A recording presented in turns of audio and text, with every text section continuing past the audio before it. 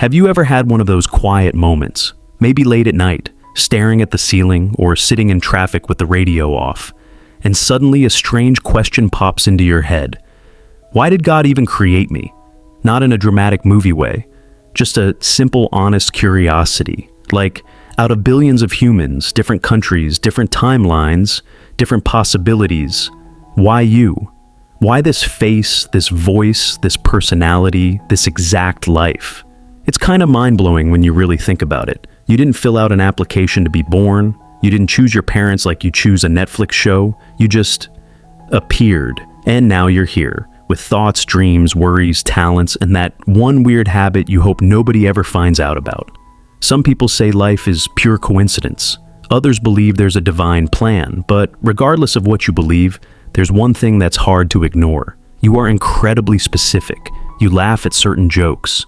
You get emotional over certain songs. You're naturally good at some things and completely terrible at others, like remembering birthdays or folding fitted sheets. Seriously, who invented those things?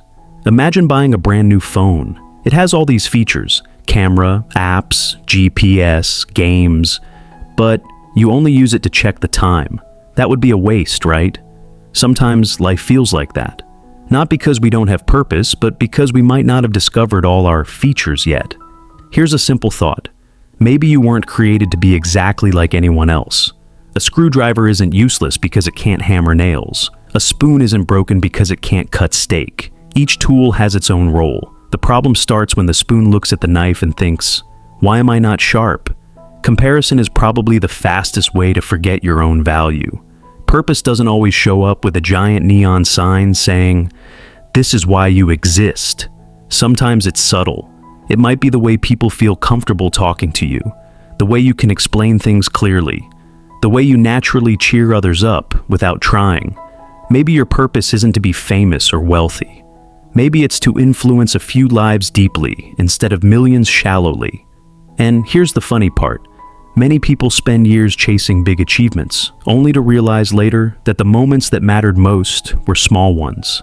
Helping a friend through a rough time, teaching someone a skill, creating something that made others smile. Those quiet impacts don't trend online, but they echo in real life.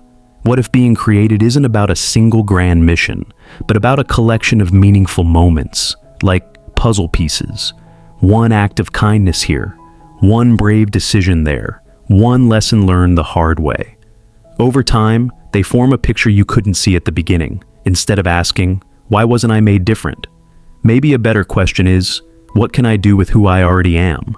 Because chances are, you're not an accident. You're not a copy. You're not filler in someone else's story. Maybe God didn't create you to blend in. Maybe He created you to add a color that didn't exist before.